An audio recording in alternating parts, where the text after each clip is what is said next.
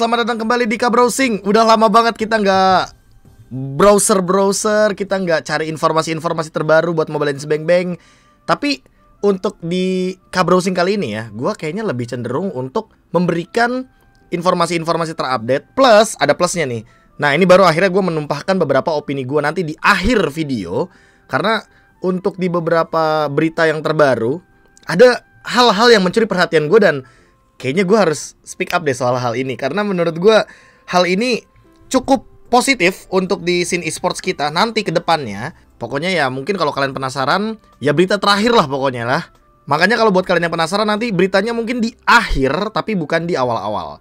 Dan kalau begitu sebelum kita masuk ke browsing, aku juga mau ngasih tahu buat teman-teman semuanya jangan lupa untuk cek di in-game-nya Mobile Legends Bang Bang. Karena sekarang lagi ada skin Cecilian Collector. Teman-teman bisa langsung gacain aja skin tersebut ya kan, beli di in-game-nya Mobile Legends Bang Bang. Dan buat yang nanya mau beli diamond murah di mana Bang, langsung aja klik link yang ada di description biar kalian langsung ke direct ke Chia Store, di mana kalian bisa beli skin harga murah dengan kualitas mewah. Selamat datang di K-Browsing dan ini dia berita pertama kita datang dari One Esports yang baru saja selesai dengan MPL Invitational Mobile Legends Bang Bang tahun 2022.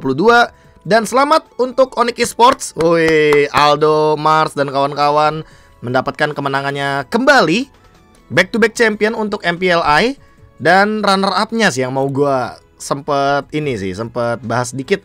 Karena memang di sini hasilnya untuk final di 6 November, Geek Farm dikalahkan dengan skor 3-2 oleh Onyx Esports. Sebenarnya cukup menakjubkan kalau misalkan kita melihat proses dari Geek Farm dan juga bagaimana kuatnya Onyx Esports sebagai contender dan juga perwakilan untuk di ajang M4, terutama untuk tim Indonesia. Dan yang gue suka dari Onyx Esports waktu MPLI adalah mereka tidak membawa full roster dari keseluruhan membernya. Nggak ada Keyboy di sini, jadi mungkin masih menyimpan sesuatu juga sebenarnya bagi Onyx Esports. Dan ya menangnya nih jadi kayak nggak tahu target atau bonus. Gue juga mungkin belum sempat nanya sama Aldo. Tapi kalau ini adalah target dan nanti target selanjutnya adalah treble winner ya kan, MPL, MPLI, and then M4, gue harus heads off dan juga big applause kayaknya untuk teman-teman Onyx Esports. Karena mereka berarti memiliki jiwa yang sangat kompetitif sekali dan ingin mendapatkan banyaknya kemenangan di berbagai macam turnamen. Dan Geek Farm ini sangat menyentuh hati gue sekali ketika mereka pun berhasil mengalahkan RSC Filipina. Jadi nggak cuma blacklist internasional, tapi RSC Filipina pun dikalahkan oleh Geek Farm, sehingga memperkuat kepercayaan kita bahwa wah kayaknya Geek Farm bisa jadi contender yang sangat memukau nanti di season yang ke-11. Kita tunggu aja bagaimana aksi nggak cuma dari pemenangnya tapi dari runner-up-nya MPL Invitational Geek Farm untuk kedepannya dan di turnamen-turnamen selanjutnya. Berita selanjutnya adalah turnamen update dari, ya kalian juga udah tahu sendiri beritanya di mana-mana. Zeiss juga bikin klarifikasi, semua orang bikin klarifikasi, semua pihak bikin opininya. Dan mungkin gue belum ngoceh ya sampai sekarang ya, karena memang gue baru ngomongnya saat ini juga nih, sekarang juga. Jadi memang kemarin itu sempat ada sebuah isu tanda kutip yang beredar di masyarakat bahwa ada tim yang katanya menggunakan bug. Sebenarnya gue tuh gak masalah mau bugnya dipakai atau bugnya dimanfaatkan di turnamen atau gimana. Karena mau gimana pun ya cuy ya, yang namanya sebuah kompetitif skala internasional sekalipun aja kayak TI itu tuh pernah ada yang pakai bukan bug sih, tapi glitch kali ya, atau benefit Chen sama Pudge waktu itu, Navi tuh. Kalau buat teman-teman yang nggak tahu, jadi intinya tim tersebut di Dota menggunakan hero kayak Franco, ya kan, Franco. Dia narik dan yang ketariknya ke Fontaine. Jadi kayak lu narik orang terus lu kayak sambil recall gitu di waktu yang bersamaan.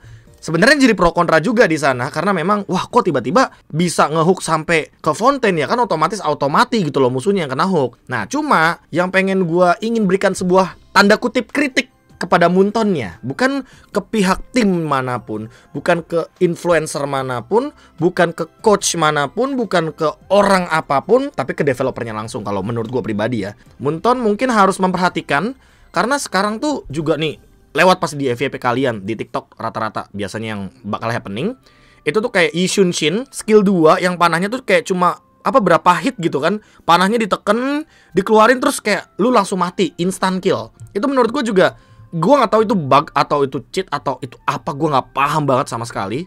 Tapi menurut gue dengan konfirmasi yang dimana Munton ini kan kadang juga telat gitu loh untuk menunjukkan announcement-nya.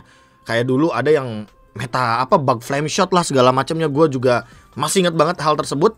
Itu juga di fix-nya tuh agak lama, dan menurut gue hal tersebut sih yang ingin gue sampaikan kepada the Lord of the Munton, yang dimana please, kalau bug-bug kayak gini kan takutnya kan yang dimana-mana kan bisa menggunakan kan. Nggak cuma di turnamen, kita ngomongin ranked aja sebenarnya bisa digunakan gitu loh. Jadi semoga bug apapun yang ditemukan, glitch apapun yang mungkin terpapar di sosial media, atau hal-hal yang membuat gamenya jadi tidak nyaman bagi para user, bagi para pemainnya lah intinya, itu semoga di solve secepat mungkin agar nantinya Mobile Legends Bang Bang tetap menjadi game yang fun untuk dimainkan, dan jadi tidak ada hal-hal yang tidak diinginkan seperti ini.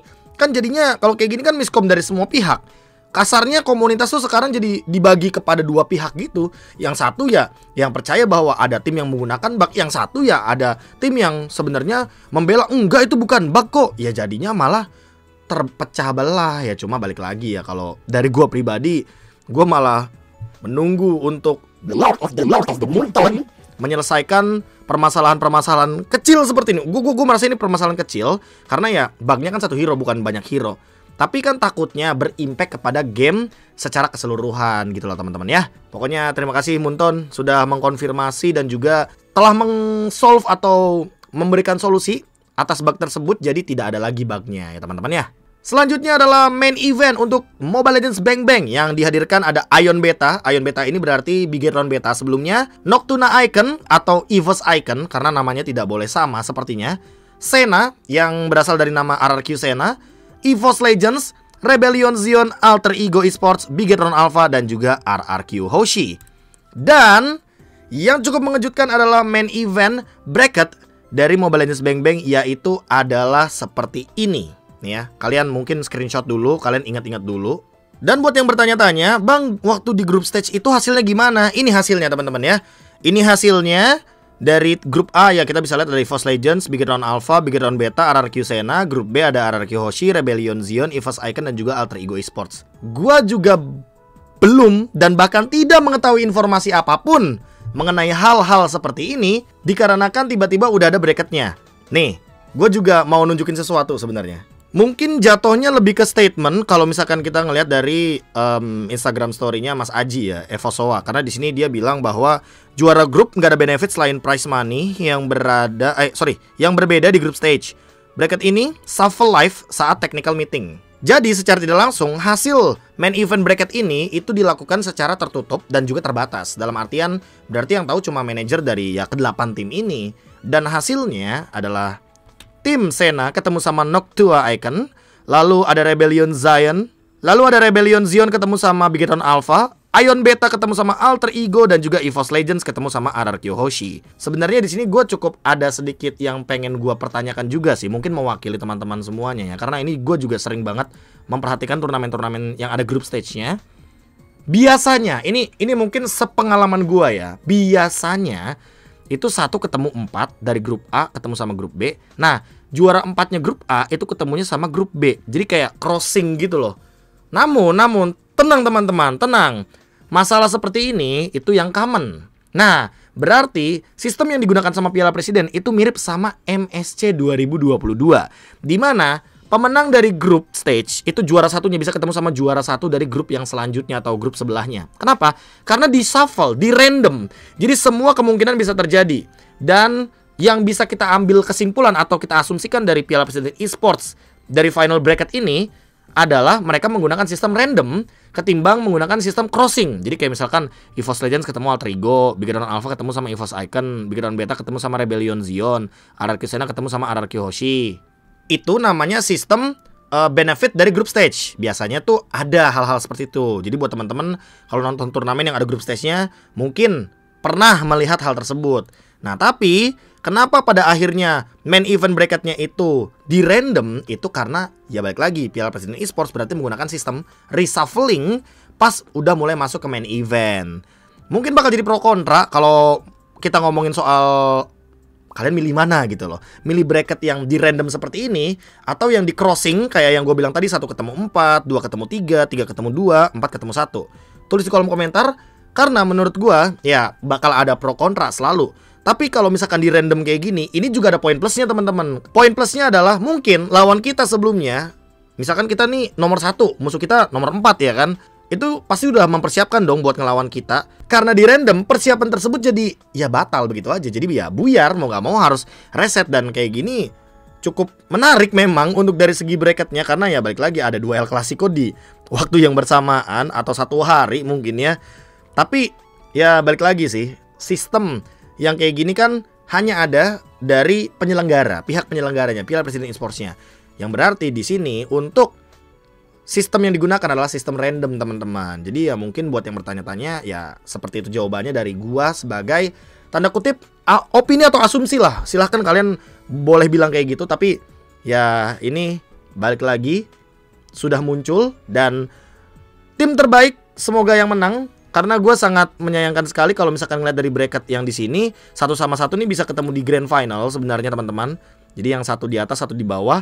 Cuma ya harus bertemu di awal, mau tidak mau harus ada yang pulang. Dan jadi ya dukung aja tim favorit kalian kalau begitu di ajang Piala Presiden Esports mulai dari tanggal 9 November 2022 sampai dengan di final tanggal 13 November 2022. Good luck semua tim.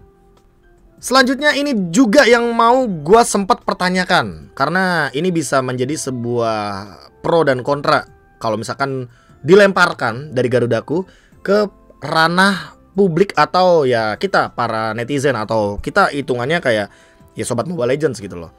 Karena sebelumnya gue kan sempat bilang tuh bahwa IESF itu akan diwakilkan oleh pemenang dari Piala Presiden Esports di K-Browsing sebelumnya. Teman-teman bisa nonton mungkin 2 atau 3 episode ke belakang.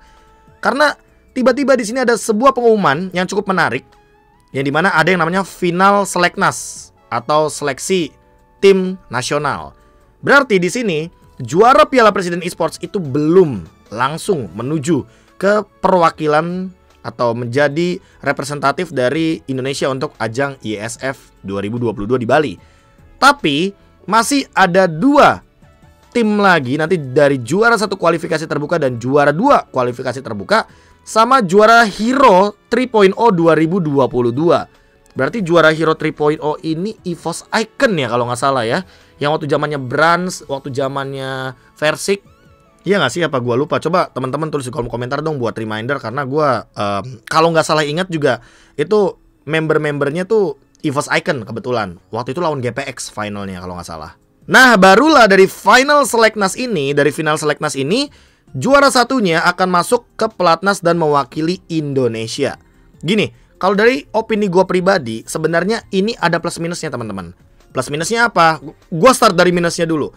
Gue start dari minus karena minusnya itu adalah miskom untuk beberapa komunitas yang memang sudah membaca berita, yang sudah membaca dari portal-portal berita terpercaya yang tulisannya tuh adalah juara 1 dari Piala Presiden goes to IESF. Tapi ternyata dengan adanya skema seperti ini berarti skemanya diubah.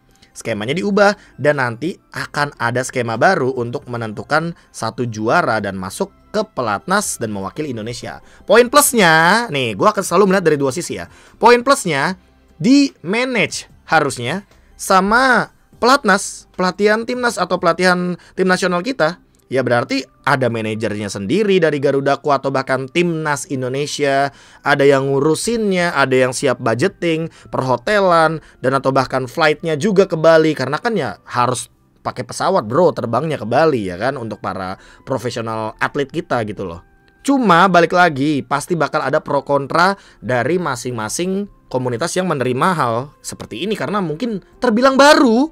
Karena ya ini juga baru diupdate pada tanggal 26 Oktober 2022. Dan sementara itu waktu pengumuman yang juara dari Piala Presiden itu langsung ke IESF itu kan sebelumnya jauh, sebelum mulai Piala Presiden bahkan. Jadi ya silahkan tulis di kolom komentar opini kalian seperti apa terhadap tahapan final seleknas MLBB IESF 2022 di Bali. Kalau misalkan dari gua pribadi, kenapa bisa ada juara Hero 3? Karena menurut gua pribadi kemungkinan besar berarti Tri provider ini ada support atau ya kemungkinan besar ada kerjasama bareng sama IESF-nya.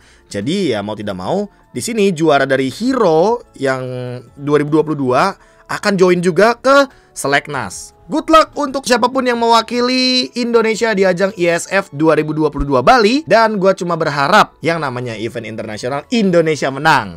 Gue emang anaknya Indo-Pride banget bro kalau lu tanya ya kan. Selanjutnya ada M4 Team yang sudah diumumkan 16 timnya. Ada Onyx Esports, RRQ Hoshi dari Indonesia, Blacklist International dan juga Echo Philippine dari Filipina, Tim Hak, Tim Todak dari Malaysia, RSG Singapura dari Singapura, Burn Flash dari Kamboja, RRQ Akira dari Brazil, Throne Esports dari MENA atau Middle East, North Africa, Incendio Supremacy dari Turki, Falcon Esports dari Myanmar, MDH Esports dari Vietnam atau Mekong Qualifier, ada The Valley dari NACT atau North America Challenger Tournament goes to M4. Serta ada 2 perwakilan yaitu dari Argentina dan juga dari Peru, S11 Gaming Argentina dan juga Malvinas Gaming yang kembali hadir di ajang M4 slot dari Liga Latam Super 2022 goes to M4. Dan nanti memang akan ada konten kelas KB yang khusus untuk membreakdown 14 dari 16 karena gue tidak akan mau membahas Onyx Esports sama RRQ Hoshi. Kenapa bang? Kok lu gak mau bahas tim Indonesia ya? Emang Bonchan Zeiss pernah bocorin tim negaranya sendiri ya? Kayaknya enggak sih. Ya makanya gue simple aja ngambil referensinya ya kan. Kalau misalkan nanti Onyx bocor ya kan kebiasaannya gue omongin terus RRQ Hoshi data-datanya atau gue sharing sama coachnya gue bocorin, yang enak tim luar, enak aja orang gue pengen nge-breakdown yang 14 tim lainnya ya kan biar tim Indo menang. Wah. Tapi good luck pokoknya untuk 2 tim kebanggaan kita, Onyx Esports dan juga RRQ Hoshi. Untuk yang nanya, bang kapan lu breakdown ini MPLPH sama MLSL atau Liga Latamnya nih yang 2 slot ini? Nanti sabar teman-teman minggu ini ya, karena ternyata ada patch baru. Jadi mau tidak mau ya kita nanti bakal patch baru dulu, baru akhirnya kita ke breakdown nabung tipis-tipis lagi. Apalagi minggu ini ada Piala Presiden Esports, jadi wajarkan saya saja ya teman-teman. Dan tetap tunggu ke breakdown di channel YouTube KB. Terima kasih kalau buat yang pengertian. Wah. Lanjut untuk berita M4 World Championship, karena sekarang turnamen format timeline-nya udah muncul. Jadi untuk group stage akan dimulai pada tanggal 1 sampai dengan 4 Januari 2023. Ada knockout stage juga, yang dimana knockout stage ini biasanya ada di bracket-bracket tuh, udah mulai masuk ke bracket di tanggal 7 sampai dengan 14 Januari 2023. Dan finalnya di tanggal 15 Januari 2023. Jadi kalian langsung aja hadir nih ya kan. Tempatnya juga udah ada. Dan kalian juga bisa catat di sini ya kan. Untuk tanggalnya, tempatnya, group stage-nya ada di XO Hall atau di MPL Arena. Gue nggak tahu ini bisa ditonton atau enggak ya, karena belum ada info nih. Kalau misalkan udah bisa ditonton, harusnya ada penonton nih di MPL Arena, karena kan kalian tahu lah MPL Arena lumayan luas lah tempatnya ya kan. Dan knockout stage atau grand final ada di Istora Senayan Jakarta, dan kalian bisa beli sekarang di blibli.com/promosi TRV Blibli tiket M4. Wih deh, gue ngepromosiin Blibli ya. Ya Blibli kalau misalkan emang mau bekerja sama lagi, kita bisa kok. Wah. Group stage formatnya juga udah mulai muncul di sini ya kan. Ya dimana nantinya 2 tim teratas dari masing-masing grup akan lolos ke upper bracket, 2 tim terbawah akan ada di lower bracket. Jadi ya buat teman-teman yang mungkin bertanya-tanya kayak, bang kalau misalkan kalah di group stage nanti masih bisa lolos nggak sih? Masih bisa, tapi startnya dari lower bracket. Ya mau tidak mau bakal lebih sulit lagi. Karena apa? Karena lower bracket di sini startnya nggak BO5 tapi BO3, dan itu akan lebih mempersempit kemungkinan kalian untuk mendapatkan nyawa tambahan, karena ya nyawa tambahan cuma ada di upper bracket nih di sini teman-teman ya. Jadi kita doakan semoga Onyx dan juga RRQ Hoshi berada di upper bracket sehingga mereka nantinya bisa melanjutkan perjalanan sampai dengan grand final, atau nanti salah satunya akan bantai-bantai lower bracket. Terus nanti grand finalnya Onyx dan juga RRQ atas bawah. Gue gak peduli yang mana, yang penting kalau bisa final Indo-Indo, kita Indo-Indo. Amin. Amin ya Allah. Selanjutnya adalah sebuah rumor. Nah ini dia nih, Kelra, gold laner yang sering kita tonton juga di K-Breakdown Filipina, yang kabarnya akan bergabung dengan Onyx Esports. Tapi gue mungkin bakal bilang hal ini adalah sebuah isu, karena memang sempat dijawab juga. Itu rumor doang, saya tidak tahu apa-apa, kata Aldo.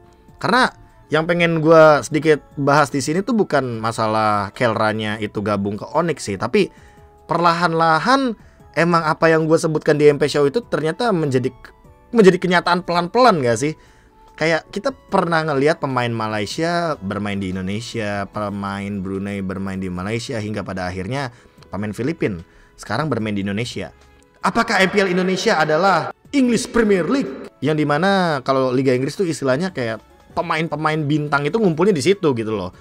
Cuma gue ngerasa emang sebenarnya jadi pertanyaan juga sih untuk generasi-generasi muda kita bahwa apakah memang pemain-pemainnya yang bermain di MPL itu harus ngambil dari luar kah? Atau ya fakta di lapangan berbicara bahwa memang sekarang kita nggak kaget kalau misalkan melihat ada orang jago banget nih, tapi dia tuh ternyata bukan jadi pro player tapi jadi penjoki. Kenapa?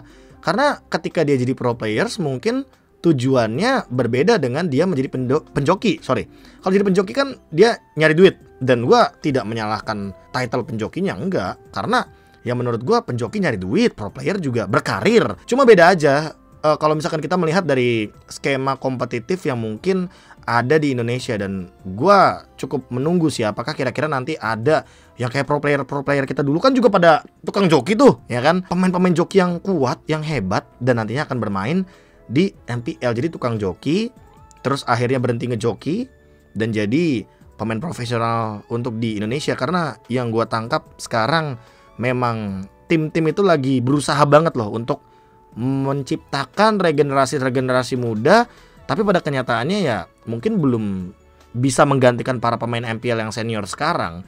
Dan gue merasa kalau misalkan lagi-lagi harus dari pemain luar, lagi-lagi harus dari pemain PH, lagi-lagi harus dari pemain mungkin negara lain.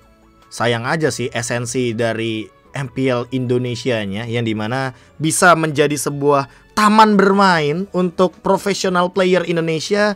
Jadi harus harus disinggahi juga oleh teman-teman kita yang dari luar. Gak masalah, gue sebenarnya gue welcome sekali sama pemain-pemain dari luar yang ingin berkarir di Indonesia. Tapi ya gue sangat menyayangkan untuk anak-anak muda kitanya aja sih yang mungkin emang mimpinya pengen jadi pro players tapi ya tidak bisa terpenuhi karena hal-hal tersebut gitu loh. Karena mereka kurang compete dan kurang jam terbang.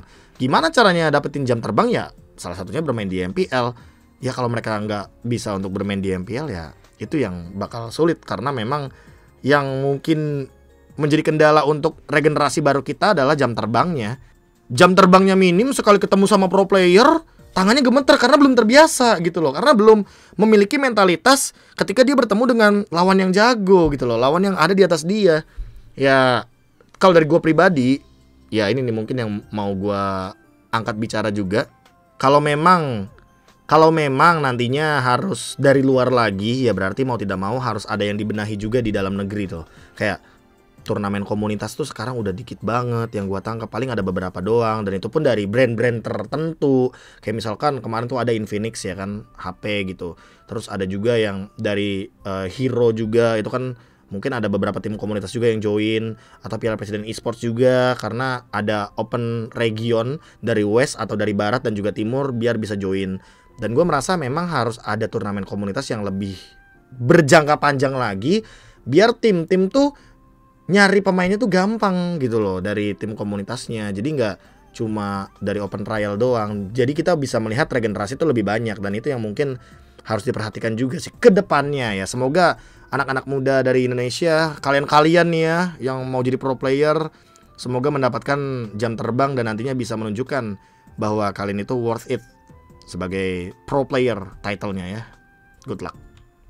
Next ada informasi juga, dan ini dia yang mau gue sedikit berikan opini gue lebih tepatnya. Dari Vivian yang kontraknya di extend atau diperpanjang. Ini menurut gue hal simple, berita simple, berita yang kalau orang tuh ngeliatnya kayak, oh Vivian diperpanjang kontraknya, udah gitu doang. Tapi buat gue ini adalah transparansi atau keterbukaan sebuah tim terhadap sosok pemain yang menjadi part of the team atau part of the family. Karena gitu loh teman-teman, gak semua tim itu kayak Bigetron. Gue sangat respect sekali sama Bigetron. Ed, gue big applause banget sama lu. Karena yang gue lihat, ini jarang banget ada tim yang mau buka-bukaan terhadap kontrak pemainnya, apalagi soal perpanjang kontrak. Dan ini nantinya ke depannya ya, gue berharap tim-tim lain juga mungkin bisa ATM, amati tiru modifikasi untuk Bigetron Esports. Karena dengan keterbukaan ini, jadi fair-fairan gitu loh. Kalau misalkan ada tim yang mau nge-buyout si Vivian, kan mau gak mau jadi kayak ngobrol, Ed, ini kontraknya diperpanjang ya? Kontraknya berapa tahun ya? Kalau aku mau buyout, jadi berapa ya? Nah, Hal tersebut mengurangi apa? Mengurangi sistem poaching yang sempat terjadi waktu MPL season ketiga kalau nggak salah, atau season yang keempat, yang dimana itu sempat marak-maraknya terjadi. Dan kedepannya jadi lebih profesional gitu loh. Jadi lebih, oke, Vivian diperpanjang, berarti dia masih mau bareng sama Bigetron Era. Kan jadi ada informasi yang informasi yang valid gitu loh dari timnya, dan tanda tangan juga yang dilakukan oleh Bigetron dan juga Viviannya. Jadi ya gue juga mengucapkan selamat untuk Viviannya juga dan Bigetron yang ternyata kerjasamanya masih berlanjut. Tapi menurut gue pribadi ini bisa dijadikan contoh loh teman-teman. Kontrak yang terbuka, kontrak yang bahkan si Biget Roopersnya tuh tahu gitu loh, fansnya Bigetron tuh tahu, oh Vivian diperpanjang, jadi kita tetap sama Vivian, nggak ada farewell gitu kan, nggak ada kontrak yang diputuskan atau tidak diperpanjang. Dan nanti alasannya jelas, oh di farewell karena kontraknya tidak diperpanjang. Oh kalau begitu ya udah, berarti emang udah nggak cocok nih Bigetron sama Vivian. Misal tidak diperpanjang, misal diperpanjang ya bagusnya kayak gini, kelihatan gitu loh. Jadi sama-sama terbuka, baik dari pihak Vivian, Bigetron, atau bahkan kita penikmat esports. Dan gue berharap kedepannya bisa lah pelan-pelan yuk seperti ini, keterbukaan. Dan itu aja yang mau aku share di Kabrowsing kali ini. Buat teman-teman yang udah nonton sampai di titik ini, sampai di detik dan juga menit ini, aku ingin mengucapkan terima kasih banyak. Dan sampai jumpa lagi di kesempatan selanjutnya. Aku KB mohon pamit undur diri. Jangan lupa bahagia. Dadah.